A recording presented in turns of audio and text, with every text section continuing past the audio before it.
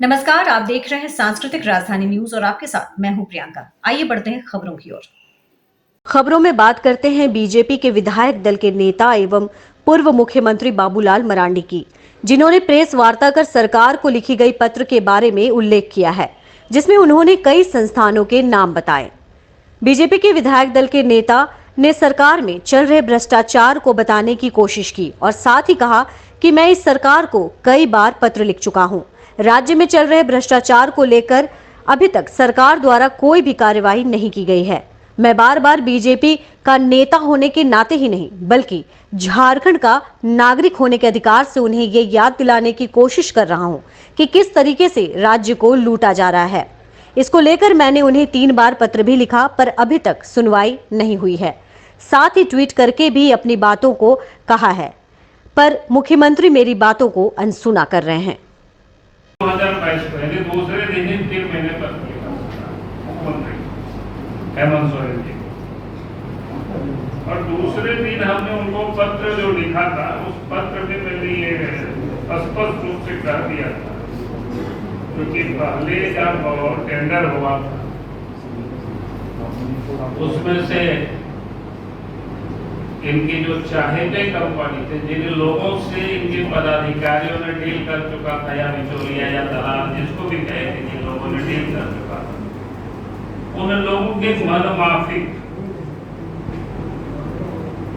वो टेंडर नहीं था, इसलिए उन लोगों ने पार्टिसिपेट नहीं, और इस कारण से सरकार ने फिर से टेंडर निकाला। और उसी वक्त जानकारी मिली थी कि भाई वो किन किन कंपनियों को देने के लिए ये सारी इतनी कवायदें हो रही है। तो 18 को जो पत्र मैंने लिखा और फिर हमें जब पता चला तो तुरंत मैंने 19 को पत्र लिखा, 19/2022, और हमने उस समय कह दिया था कि A to Z यानी एक कंपनी है A to Z infra services limited, दूसरा कंपनी है क्या बोलते हैं prime one work force private limited, तीसरा कंपनी है सुमित फैसिलिटेड लिमिटेड, और तीसरा है ईगल हंटर सॉल्यूशन लिमिटेड। ऐसे ये 4 कंपनी को देने के लिए सारी कवायद हो रही है। और बाद में वास्तव में जब टेंडर हुआ और फिर टेंडर में ये लोग जो कि उनके मन के मुताबिक टेंडर हुआ तो लोगों ने फिर पार्टिसिपेट किया और फिर इन्हीं लोगों को काम मिला, और काम मिलने के बाद फिर जो इन लोगों ने जहाँ 2300 करोड़ राजस्व की आय होगी उसकी बड़ी लंबी चौड़ी सरकार ने घोषणा की थी, और के बाद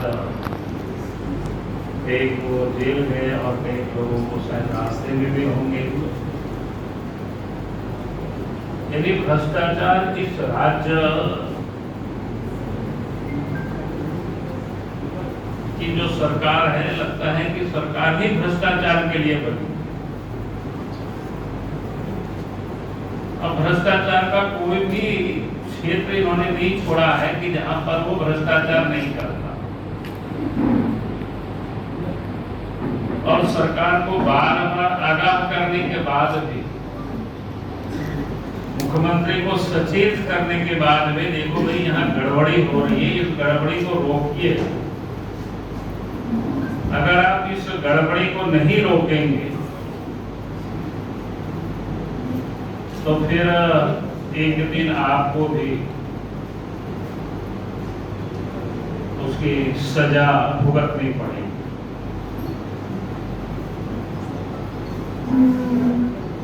तो मैं कह रहा था कि उस भ्रष्टाचार में से एक बड़ा भ्रष्टाचार इन दिनों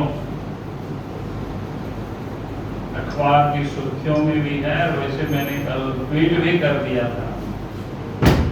आप सब लोगों ने देखे भी होंगे कि शराब की घोटाला के बारे में। तो झारखंड में किस प्रकार से वो भ्रष्टाचार की शुरुआत हुई, और उस समय से राज्य सरकार को हमने सचेत किया था। यानी ये जो पत्र है 18/4/2022 को हमने पहला पत्र लिखा था, इस शराब में ही ये गड़बड़ी घोटाला होने वाला है या कर रहे हैं, उसको मुख्यमंत्री जी को मैंने लिखा है, कोई दूसरा को मैंने नहीं लिखा है। ये 2-3 पेज का पत्र है। अब इनको स्मरण के लिए कहेंगे कि PDF फाइल बनाकर के आप सब लोगों को भेज देंगे तो आप सब लोग उसको बढ़िया से अध्ययन कर पाएंगे और अभी भी समय है, अच्छे ढंग से उसको आप सब लोग लिख भी पाएंगे। क्योंकि हम पढ़ करके आप सब लोगों को सुनाएंगे तो काफी लंबी हो जाएगी। और आपको अगर समझ में नहीं आ रहा है कि कहाँ गड़बड़ी हो रहा है, तो आप भले ही हमें अपोजिशन के लीडर ना माने, लेकिन भारतीय जनता पार्टी तो विधायक दल के हमें लीडर बनाए, वो भी आप नहीं मानते हैं। तो इस प्रदेश के हम मुख्यमंत्री भी रहे हैं, तो हमें इतना तो अनुभव है कहाँ गड़बड़ी होती है, और वो भी आप नहीं मानते हैं। तब भी मैं मानता हूं कि भाई हम इस झारखंड के एक नागरिक है, अगर हमें जानकारी मिल रहा है किसी को भी यहाँ गड़बड़ी हो रही है, यहाँ लूट हो रहा है, तो अगर मुख्यमंत्री को चिट्ठी जाती है तो फिर उस पत्र पर उनको संज्ञान लेना चाहिए, उस पर कार्रवाई करना चाहिए। लेकिन वो कार्रवाई ना करके आप देखे होंगे उस समय हमें किस प्रकार से लोग पत्र वीर के नाम से हमें लोग उपाधि भी लोगों ने दिया कि भाई ये पत्र वीर है, चिट्ठी लिखते रहते हैं,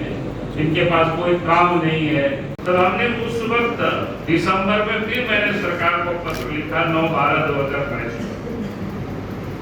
और हमने उस वक्त भी कहा कि भाई आप इस पर कार्रवाई करें, क्योंकि जो विषय की हमें जानकारी मिल रही थी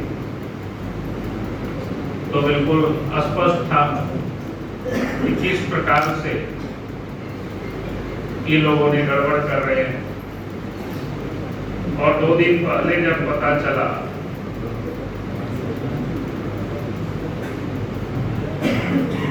कि ये जो शराब ये जो कंसल्टेंट थे जो छत्तीसगढ़ की कंपनी और सप्लायर और फिर झारखंड का जो उत्पाद विभाग है, खाद्य विभाग है, इस सब लोगों ने मिलकर के जो इस प्रदेश की राजस्व की जो घाटा है वो 450 करोड़ रुपया एक प्रकार से लोगों ने पहुंचा दिया। और ये मामला तो सब चुपचाप ही था, लेकिन ये लोग तब सक्रिय हुए जब छत्तीसगढ़ के में ईडी ने वहां पर छापा मारा और फिर एक सुराग भी मिले और झारखंड सरकार के सचिव एक्साइज के और आयुक्त को जानकारी जो मिली कि इनको नोटिस दिया और उसके बाद ये हड़कंप मचा और फिर ये 4.5 करोड़ रुपया 450 करोड़ रुपया रिकवर करने के लिए उन लोगों को नोटिस दिया जाता है और उन्हीं लोगों से काम में लिया जाता है। आज भी वही सारे लोग काम कर रहे हैं। संभवतः उनके काम की 10-12 दिन ऐसे बचा हुआ है। ये यदि कायदे से कार्रवाई तो किसके ऊपर होनी चाहिए थी? उनके पदाधिकारियों के ऊपर पहले तो होनी चाहिए था, जिन लोगों ने ये गलत सलाह दिया और बार-बार पत्र लिखने के बाद भी जिन लोगों ने कोई ध्यान नहीं दिया, नहीं मुख्यमंत्री ने भी ध्यान नहीं दिया। और आज भी ये साफ दिखता है सरकार को जहां उन लोगों के ऊपर कार्रवाई करनी चाहिए, लेकिन उन लोगों के ऊपर कार्रवाई ना करके नोटिस देना ताकि वो लोग कोर्ट जा सके और अपने स्टे वो लोग ले सके, यानी अपनी चमड़ी को ये लोग सारे लोग बचा सके। किस ढंग से ये लोग चक्रव्यूह जिसको कहते हैं रचते हैं या इसको कैसे ढंग से लोग बनाते हैं ताकि हम कैसे बचे। तो ये जो इस राज्य की लूट की एक मतलब जिसको क्या बोलते हैं कहानी है। तो मैं ये कह रहा था कि इस प्रकार से इस प्रदेश को लोग हर चीजों की जो चाहे वो जमीन की लूट हो, चाहे वो दारू की हो, चाहे पत्थर की हो, चाहे कोयला की हो, जहां भी जाएंगे, जिस ओर जाएंगे, चारों तरफ ये लूट मच गई। अब राज्य के मुख्यमंत्री के ऊपर जब ईडी वाले जब उनको नोटिस देते हैं, आप सब लोगों ने देखा, तो वो कहते हैं कि हम आदिवासी मुख्यमंत्री ने चुन करके भेजा है। इसी काम के लिए भारतीय जनता पार्टी ने हमें विधायक दल के नेता भी बनाया है कि भाई राज्य में कहीं गड़बड़ी हो रहा है तो आप उसका आवाज उठाए, उसके लिए सरकार को आप सचेत करें। और इसके बाद अगर सरकार कार्रवाई नहीं करती है मुख्यमंत्री, और फिर जब उनके ऊपर जांच एजेंसी नोटिस देती है, पूछताछ करती है, तो किस प्रकार से आवाज उठाते हैं कि वे हम आदिवासी हैं, इसलिए हमको तंग कर रहे हैं, इसलिए हमको परेशान कर रहे हैं। मैंने इसलिए इस बात को यहाँ बताया कि आप सब लोगों ने ये चिट्ठी देखी कि हमने तो जिस समय से ये जो शराब की शुरुआत हुई थी, टेंडर की, ऑक्शन की, जिन लोगों को देने की, और उस समय से जो हमें गड़बड़ी की जो जानकारी मिली, और उस वक्त से हम पत्र सरकार को लिखते रहे। उस समय से हम मुख्यमंत्री को, हेमंत सोरेन जी को हम सचेत करते रहिए, गड़बड़ी हो रही है। 18 अप्रैल को लिखे, 19 अप्रैल को लिखे, फिर हमने दिसंबर में 9 दिसंबर को हमने पत्र लिखे उनको सरकार को, और इसके बाद भी राज्य के मुख्यमंत्री ने उन भ्रष्ट पदाधिकारियों के ऊपर कार्रवाई नहीं। अगर वो भ्रष्ट अफसरों के ऊपर कार्रवाई नहीं की, इसका मतलब ये होता है कि मुख्यमंत्री इन सारे लूट में समान रूप से भागीदार है, उसमें हिस्सेदारी है उनकी, और तभी तो उन्होंने उस पर कोई कार्रवाई नहीं किया। नहीं तो फिर कार्रवाई करके हमको बता देते कि भाई ऐसा नहीं है, इन सारे चीजों की जानकारी वो देते, या फिर हमें नहीं भी देते तो कार्रवाई करते। और मैं आज भी मुख्यमंत्री जी से मैं मांग करता हूं, भाई अभी भी जिन अफसरों की मिली भगत से